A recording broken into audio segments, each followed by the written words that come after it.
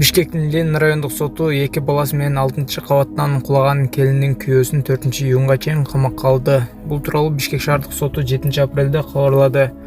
Маркумдун күйөөсүнүн бөгөт чарасы 6-апрелде каралды. Жалкичи районунда 6-кабаттан кулаган келиндин жана 2025-жылы туулган ымыркайынын сөөгү 6-апрелде жерге берилди.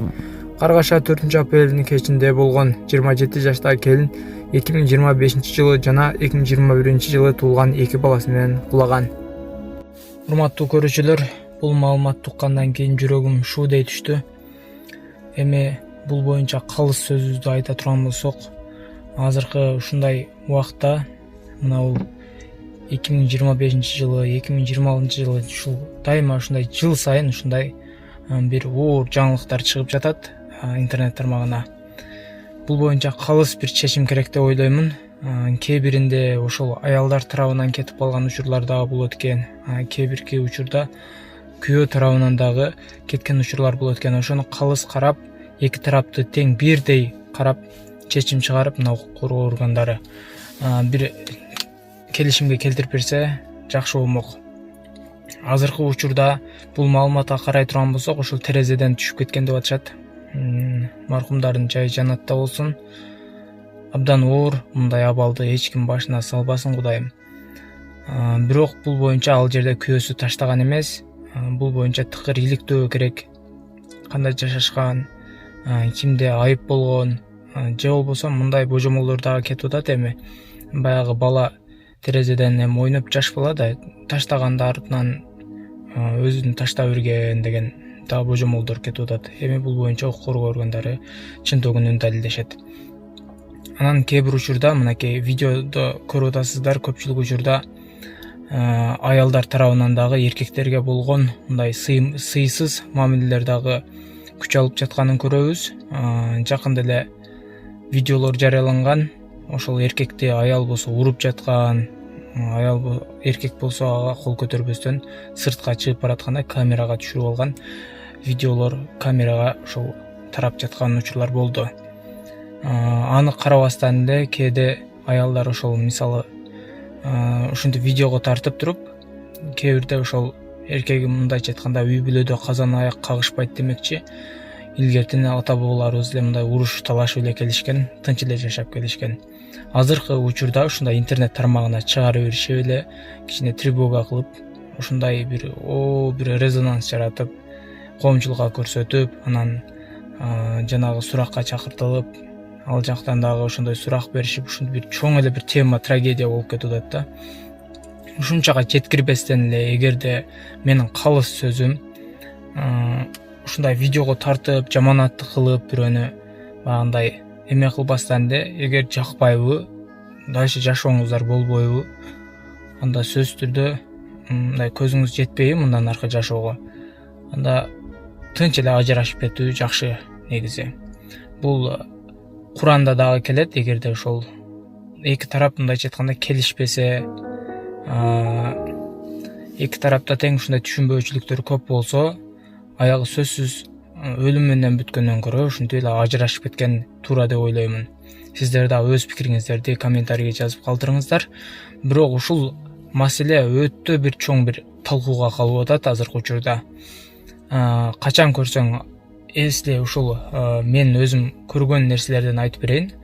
Аялынан сурасаң, аялы күйөөсүн жамандайт, күйөөсүнөн сурасаң, аялын жамандайт. Ушинтип кимде айып бар экенин билбейсиң да. Бул боюнча ушу тыкыр иликте укук коргоо органдары дагы мындайча айтканда күнөөсүз эле адам дагы камалып кетишин каалабайбыз. Ошол себептен укук коргоо органдары дагы бул боюнча өздөрүнүн баасын, чечимин бериши керек. Албетте, эгерде чындап эле күйөөсү үйүнө келип уруп, кордук көрсөтүп, чындап эле ошондой нерселер, факттар далилденген болсо, анда сөзсүз түрдө мындайча айтканда күйөөсүнөн көбүрөөк айып өткөн болсо, өзүнчө эле барып туруп эле ура бере турган болсо, өзүнчө эле барып мындай тийиштик кыла бере турган болсо, мындай адамга кооптулук жарала турган болсо, анда сөзсүз түрдө экспертизадан дагы мындайча айтканда көк ала денесинен билинет. Ал боюнча чара көрүлүш керек, себеби анан жөнү жок эле мындай күйөөсү кээде аялын урушка акысы бар да, себеби аял киши сөзсүз түрдө эркекке баш ийиши керек. Эркекке баш ийбестен өз билемдикке салып же болбосо ушундай бир не то движенияларды кылып жүргөн болсо, анда билбейм, андай болгон болсо эркектин да чыдашы кыйын болот. Анан ачуусу келип ал дагы уруш чыгарат да.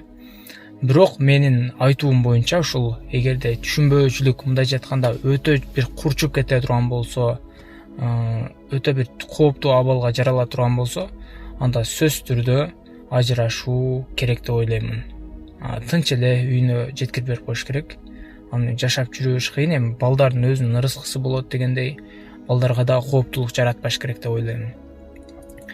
Ушул менин айта турган оюм. Сиздер да комментарийге өз ойлоруңуздарды жазып кетиңиздер. Негизи Кыргызстаныбызда тынчтык болсун. Мен болсо бир тараптуу бирөөнүн укугун коргойм деп бул сөздү айтып аткан жерим жок, бирок тең укуктуулук болуш керек деген ойду айтып атамын. Аялда дагы, бирок эркекте дагы. Негизи аял киши эркектин сөзүн уккан дагы бул негизи жакшы. Анан ушул түшүнбөөчүлүк, ушундай азыркы учурда ажырашуу аябай бир чоң пикке жетти, чоң көрсөткүчкө жетти. Көптөгөн үй бүлөлөр жаңы эле үйлөнүшүп, сразу эле ажырашып кетип атат. Үйлөнө албай жүргөн эркектер ошончо болуп жүрөт. Күйөөгө чыкпай жүргөн кыздар толтура. Мунун себеби эмнеде дей турган болсок, мунун себеби албетте батыштын бизге тийгизген таасиринде деп ойлоймун.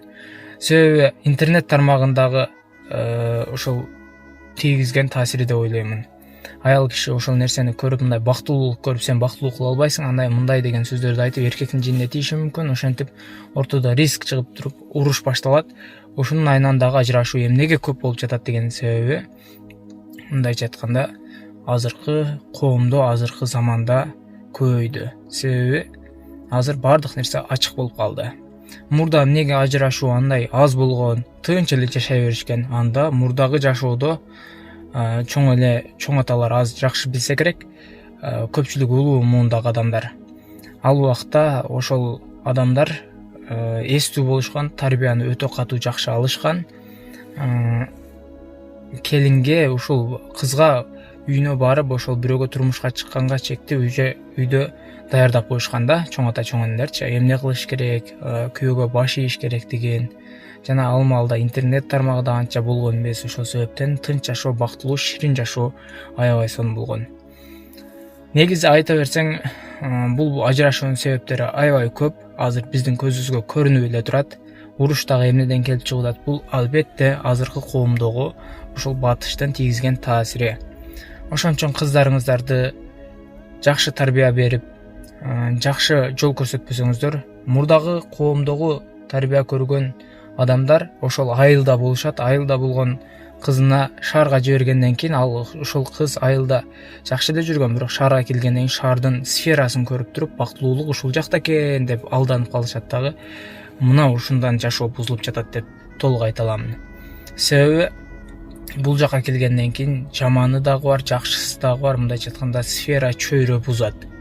Чөйрөнү көргөн адам сөзсүз түрдө бир паста бир мүнөттө эле, мындайча айтканда, адам өзүнүн оюн өзгөртөт дагы, сразу бузулуп кетишке даярдана баштайт. Ошол себептен контролду күчөйтүп, карындаштарыңыздар болсо, урматтуу агалар, инилер, эжелериңер болсо, сөзсүз түрдө контроль кылып, алар ынабаса дагы, көнбөсө дагы сөзсүз түрдө аларды көзөмөлгө алгыла. Себеби кыз балага, кыргызда айтат го, 40 үйдөн тыюу дегендей, кыз балага өтө катуу мурдатан көңүл бурушкан. Ошол себептен сиздер дагы азыркы заманда өтө этияттык менен, эгерде бактылуулугун кааласаңыздар кызыңыздардын, эгерде бактылуу жашап кетишин, мындан аркысын кааласаңыздар, жакшы тарбияда ага насаат айтып, контролду күчөйтүп, сөзсүз ар бир кадамын текшерип туруңуздарды айтат элем. Бирок бул сөздөр менен сен акылдуу болтасың деген комментарийлер да жазышы мүмкүн, бирок чындыгына жакшылап ойлонуп көрсөңүздөр, азыркы коомдо мына дал ушул нерсе керек болуп жатат. Муну мен жөн эле олтуруп алып айткан жерим жок. Муну мен практикада көрүп, ошол нерсе туура эмеслигине көзүм жетип, эгерде ишенбесеңиздер, жакшылап проверка кылыңыздар. Ошондо сиздердин да көзүңүздөр ачылышы мүмкүн. Мисалы, барларда канчалаган кыздар жүрүшөт, жаш кыздар бузулушуп, кечиндеси. Эми ошондой чөйрөнү көргөн, ошондой сфераны көрүп, мындайча айтканда тентимиш болуп калган адамдар кийин кантип тиричилик кылып кетет деген суроодо. Алар эч качан мындайча айтканда ошол күндө турмушка чыгат, ошонун айынан ажырашкандар көп болуп атат. Ошондой тентип, ошондой сферада жүрө беришип, ою бузулуп, мындайча айтканда тарбиясыздыктын чегинде ушундай жагдайлар орун алып жатат туугандар. Эгерде менин сөзүмдү туура деген болсоңуздар, видеого бир дана лайк басып, ушул маалыматтарды башкаларга да таратууну унутпаңыздар. Ал эми маркумдардын жайы жаннаттан болсун жана ийгиликтүү ушундай бир адилет тергөөнүн болушун каалайт элем мен. Оюңуздарды комментарийге жазып калтырып кетиңиздер. Диализ аппаратта жатат экен, ушинтип бөйрөгүнөн пересадка болуш керек экен. Жана ошондой эле көзү көрбөйт экен эженин. Туугандар колуңуздардан келишинче жардам берип, айыгып кетишине себепчи болуп калыңыздар. Бул жакта Жумагүл эже 30 жашта, ушул 5 жылдан бери ушул оору менен жабыркайт. Бул жакта апасы сахарный диабет бар экен, бөйрөгү иштен чыгып ушу диализде, анан көзү дагы көрбөйт. 3 оору менен Алла таала ушундай бир сыноо беришиптир. Биз дагы да кабар алып турабыз. Бул жакта ушинтип эжеке ушул өзүн биле албай жатат. Успокаивающий берип койду азыр, Успокоивающий укол менен жатат да, аппараттан кыйналып атат. Апасы дагы бул жакта ушул кыз үчүн чуркап, көп жылдан бери ушу кыздын аркасында больница менен кыдырып ушул жакта жүргөн учуру. Операцияга $22,000 сурап атышыптыр врачтар. Чет өлкөдө болот экен, Турцияда же болбосо Индияда, эки өлкөнүн бирөөсүндө болот. Колуңуздардан келишинче ушул каражат сиздер үчүн, эми көпчүлүк үчүн аз эле каражат, 200 сомдон 100 сомдон салып отуруп, биз эле ушул каражат чогулуп кетет деген үмүттөбүз.